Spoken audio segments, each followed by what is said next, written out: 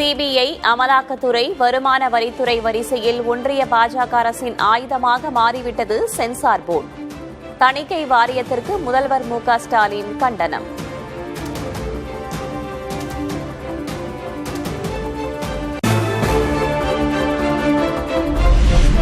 உங்க கனவை சொல்லுங்க திட்டத்தை தொடக்கி வைத்தார் முதல்வர் மு.க. ஸ்டாலின். மக்களின் எதிர்கால கனவுகள் மற்றும் தேவைகளை கண்டறிய நடவடிக்கை.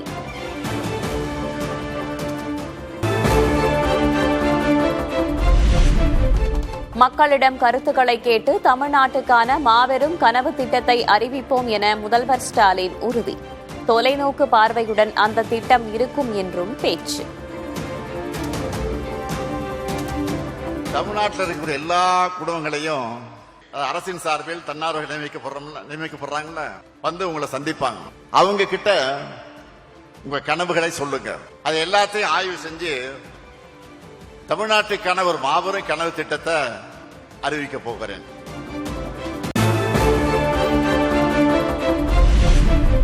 அதிமுக பொதுச் செயலராக எடப்பாடி கே. பழனிசாமி பொறுப்பேற்றதற்கு எதிரான மனு தள்ளுபடி.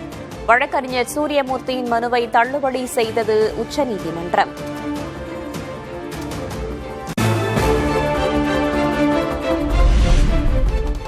அதிமுக வேட்பாளர் நேர்காணலை தொடங்கினார் கட்சியின் பொதுச் செயலர் எடப்பாடி கே. பழனிசாமி. 10,000க்கும் மேற்பட்டவர்கள் விருப்ப மனு அளித்த நிலையில் தொடங்கியது நேர்காணல்.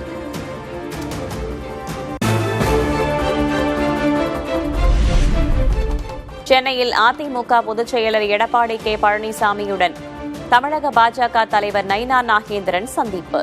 தொகுதி பங்கீடு குறித்து பேச்சுவார்த்தை.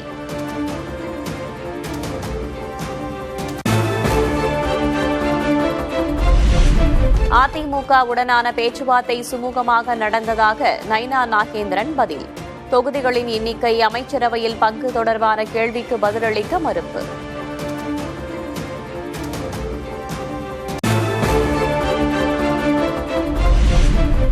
முதல்வர் மு.க. ஸ்டாலின் தலைமையிலான ஆட்சி நன்றாக இருக்கிறது. திமுக ஆட்சி குறித்த கேள்விக்கு பாமக நிறுவனர் ராமதாஸ் பதில். உங்களுக்கு நீண்ட அனுபவம் இருக்குது. முதலமைச்சர் மு.க. ஸ்டாலினுடைய ஆட்சி எப்படி இருக்குன்னு நினைக்கிறீங்க? 4 ஆண்டு கால மு.க. ஸ்டாலின் ஆட்சி எப்படி இருக்குது? அதனுடைய ஆட்சி நல்லதா இருக்கு.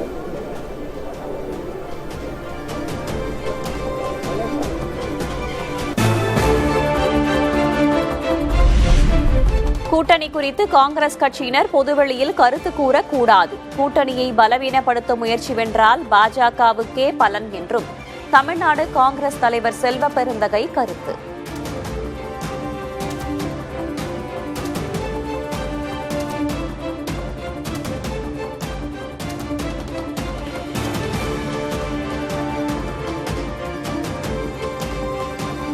யாருடன் கூட்டணி வைக்க வேண்டும் என்பது குறித்து முடிவெடுத்து விட்டேன். ஆனால் நிதானமாக யோசித்து முடிவை அறிவிப்பேன் என்று கடலூர் மாநாட்டில் பிரேமலதா விஜயகாந்த் பேச்சு.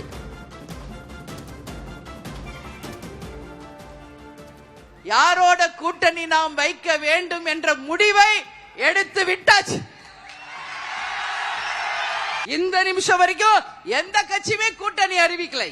நாமும் சிறிது ஆலோசித்து தெளிவாக சிந்தித்து நல்ல தீர்ப்பை தான் எடுக்க வேண்டும் என்பதை நம்ம மாவட்ட கழக செயலாளர்கள் சொல்லி இருக்காங்க.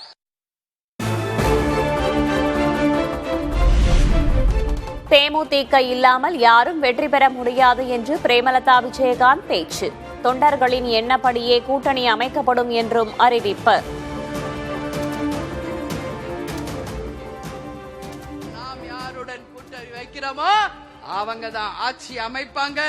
அவங்க தான் நிச்சயம் நம்மளுடைய கூட்டணியில இருப்பவங்க தான் ஆட்சி அமைப்பாங்க. அது மட்டும் புரிஞ்சுக்க.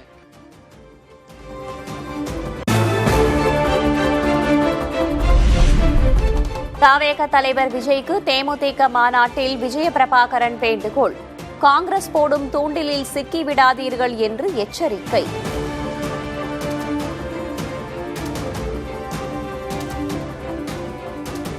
இன்னைக்கு காங்கிரஸ் என்ற கட்சி அவங்க கூட்டணியில் அவங்க பேரத்தை பேசுறதுக்காக உங்க படத்தை சப்போர்ட் பண்றாதீங்க, நம்பிராதீங்க. அத தூண்டில போடுற மாதிரி மீன் மாட்டிக்காதீங்க. நீங்க நல்லா வரணும். ஒரு சின்ன அட்வைஸ்.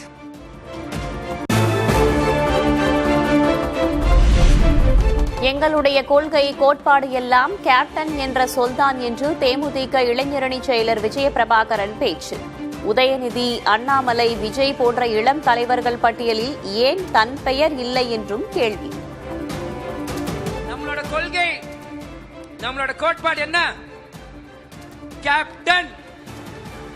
கேப்டன் ஒரு சொல்லிலே எல்லா கொள்கையும் அடங்கிருச்சு.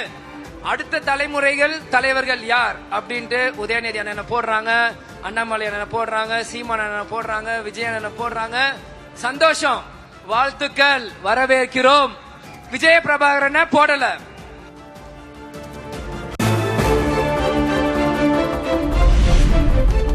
தேமுதிக பேரம் பேசுகிறது என்று விமர்சிப்பவர்களுக்கு விஜயபிரபாகரன் கடும் கண்டனம். 2005 முன் விஜயகாந்திற்கு என்ன சொத்து இருந்தது, இப்போது என்ன சொத்து இருக்கிறது என்று கேள்வி.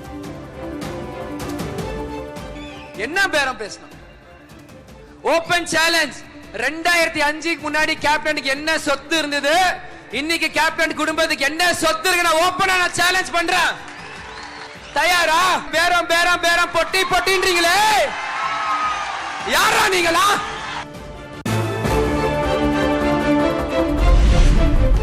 மத்திய மாநில அரசுகளுக்கு எதிராக கண்டன தீர்மானம் இல்லாத தேமுதிக மாநாடு. கூட்டணி குறித்து முடிவெடுக்கும் அதிகாரம் பிரேமலதாவுக்கே என்று தீர்மானம்.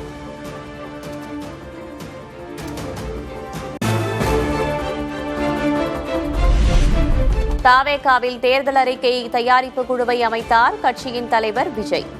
அருண்ராஜ், ஜேசிடி பிரபாகர், ராஜ்மோகன் உள்ளிட்ட 12 பேருக்கு குழுவில் இடம்.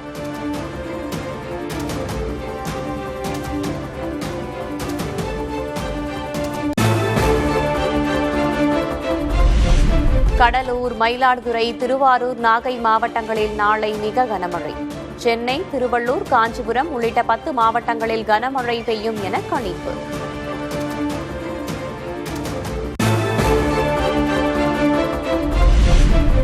திருப்பரங்குன்றம் மலையில் தீபமேற்றும் நீதிமன்ற உத்தரவை அதிகாரிகள் நிறைவேற்றவில்லை. மாவட்ட ஆட்சியர், காவல்துறை துணை ஆணையரை மன்னிக்க இயலாது என நீதிபதி GR சுவாமிநாதன் கருத்து.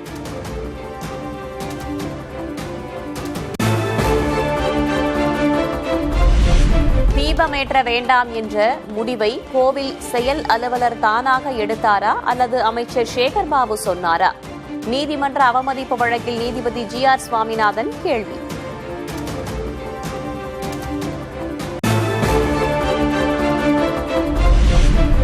திருச்சி SRM கல்லூரியில் பொங்கல் விழா கோலாகலம். பொங்கல் வைத்து நடனமாடி உற்சாகமாக கொண்டாட்டத்தில் ஈடுபட்ட மாணவ மாணவிகள்.